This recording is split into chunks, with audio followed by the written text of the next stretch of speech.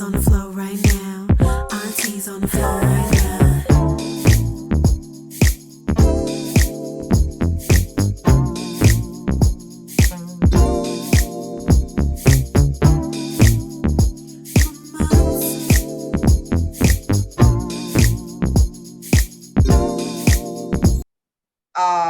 I forced myself to stand taller, bring my shoulders up higher, and I put just a little strut in the walk now that I've got to go and dance with my fear. So I do it, and from what I'm told, I do okay. But you would not know that. I don't know if you call it low self-esteem or what do you call it, but you would not know that I am not one that can go that do well in a huge crowd, whereas I have to network and connect. And they say, well, if you're in any type of networking situation, you got to come out with at least 3 numbers, business cards, 3 something. Me, most of the time I come out with 0. I just don't have the ability to walk around, as they call it, and work that room. Is that low self-esteem? I don't know. I don't like to do that at all. So now put me with 2 or 3 people or something like that, and I need to communicate well, I need to engage. I'm all on it. I'm all into that. But to move around in that huge crowd, and I know I'm supposed to perform. And let me ask Dr. Moran, you were there last weekend at the event. How did I do? Give me a grade, because Well, actually, I'm surprised to hear you say that, because you were just in charge of everything. And I mean, there wasn't any hesitation, any shyness, any pullback. I mean, you were just there and engaging, and a lot of fun. I commented that I think you were the first time I've seen a speaker your audience like you did. I was just super impressed with you. So how you speak now is not what I saw. I'm about to put my camera on. I got the iBot. Well, I'm telling you, that connecting and collaborate, all of that stuff we're supposed to do when we're in those groups. My esteem, trust me, is having a fight with my confidence. And then when I walk into the space, when you talk like that.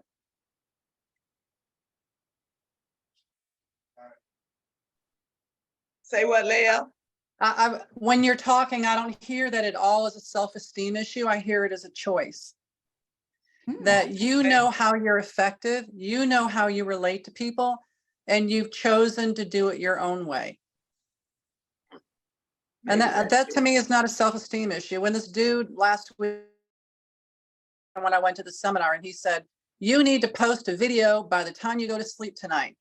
And I thought, and then he said, and you need to stay here for 30 minutes and meet a lot of people. And the first thing I thought of, I don't want to meet any more people. I already have enough people in my life. I'm leaving. And my staff said, where are you going? I said, I'm going home.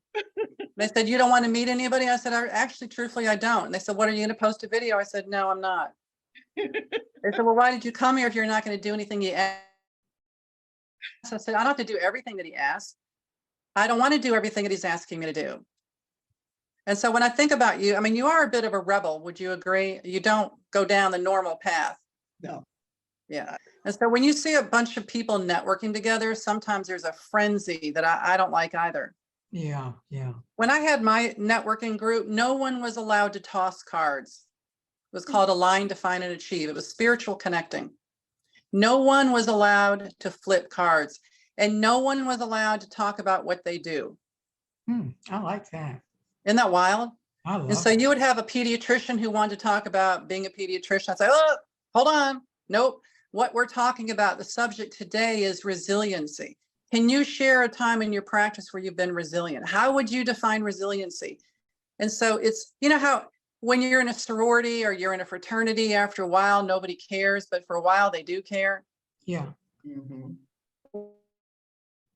How do we get people not to judge whether or not they're worth aligning with based on how they dress and what they do for a living? God didn't judge people that way. He put you in the back of the church and he said, why don't you hang out in the back and maybe I'll bring you to the front. And what we do is we're like, me, over here, oh, look over here. Well, that is the antithesis of what God says that we should be. We should be humble. We should be meek. We should be gentle.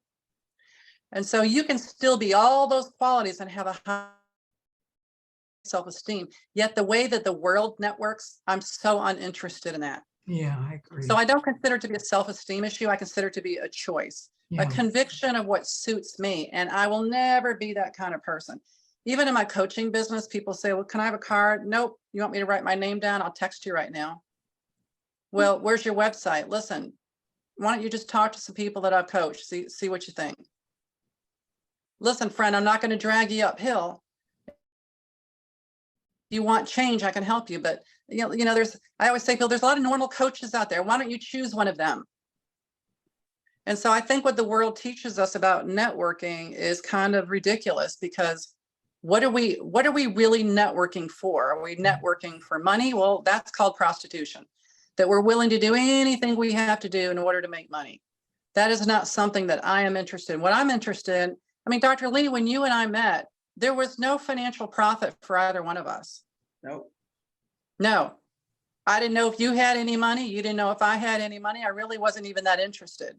Wasn't really that interested in your history. What I thought to myself is, this woman has something that I'm interested in. I couldn't tell you what it was, but it was something that I was interested in. You went right, I went right with you. You went up, I'm like, okay, I'll do this too. I went with you, right? Yeah. It wasn't about networking. I didn't expect to get any financial gain, even though you were very generous with me with your magazine. I didn't expect any financial restitution. There was just something that God put on my heart and said, you need to stay. We never even talked about, I mean, one time I said, listen, I can't be your only white friend. You can't just make me your only white person. You know, we got to have some others. I love you. I know. And then I thought to myself, well, you know, if I am her only white person, who cares? Who cares? Right? Who cares? And so I think God can put it on our hearts how we should really connect to another human being, and we have to listen. So I don't think it's a self-esteem issue. I think what it is you connect in a deeper way than most people do. You don't flip cards. You're not interested in the monetary. You need money. I need money. We all need money. But you have a belief that God's going to take care of you. You're going to get in your closet and cry and ask God for money. When you need money, you make it happen. And that's a high self-esteem woman, is that when you need something, you're going to take that ask and you're going to put it back at yourself. I got to ask myself, what am I willing to do to get what I want? That's a high self-esteem woman. Yeah. Now, see, Yeah. that blessed me, because I always thought of myself as lacking confidence, lack self-esteem, because I can't work that room the way I know people can. And I just do what I do, whatever that is. I told Dr. Moran, I said, I don't know, I just be out there doing whatever. You do it well. Thank you. Obviously, you're leading people to spaces that they can't get to on their own. Mhm. So you're obviously a leader. I mean, if I were coaching someone like you know what I would say to you is just find the one person that you connect with, just one. And when you're looking for one, when you're looking for just one, you're no longer prostituting yourself to do things you don't want to do. You're looking for a heartfelt connection because you're only looking for one. You're looking for one person where you might say to yourself, I think they're interesting enough that possibly, perhaps, I want to be in a relationship with them. I don't know what I'm going to get from it. I don't really care what I'm going to get from it, but there's something interesting about this person. And I think I want to do something with them. That's what I do. Just choose somebody. Right. I want to choose my own team that I surround myself with. All right. I like that. I like that. So, okay, I think it's 8 o'clock. I mean, the time goes so fast. I really enjoy my Thursdays. So what we're gonna do, we're gonna go around the room, and now we're going to give you an opportunity to let our audience know, we're on Facebook Live, YouTube Live, and all of this. Let them know what it is that you do, and if they would like to connect with you, this is how you do it. Because we want to elevate, that's our name. We elevate others. So, Leah, let's start with you. Coach Leah. Yes, I own a business called Ben and Leal. We do sculptures for hospitals. We're in about 30 or 40 stores. And I also am an executive coach. I do things very differently. I have a spiritual connection with people, and I have a high ambition for people, and not necessarily about money. Good, good. And if you want to reach Leah, her email is Lael at benandlael.com. okay, Lael at benandlael.com. And Lael is spelled Lael. Okay, great, great, great. I am, of course, Dr. Lee Lewis, the owner of Women of Wealth magazine.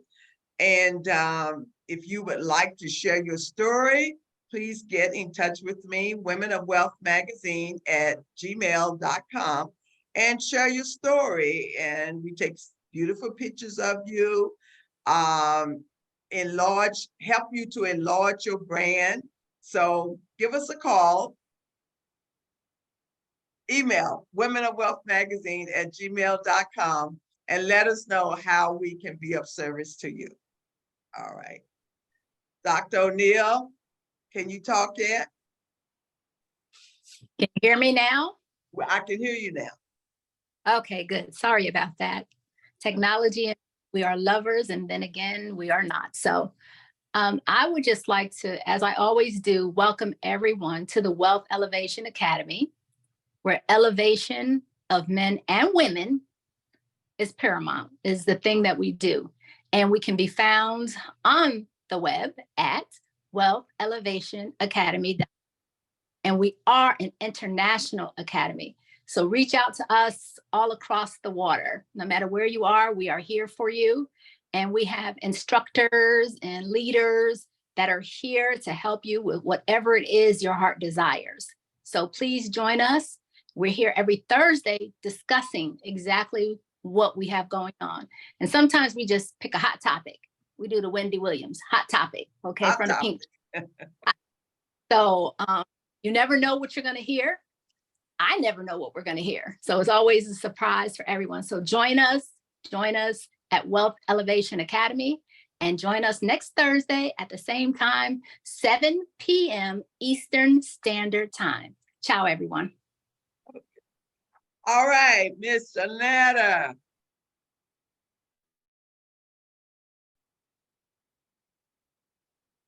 You're muted.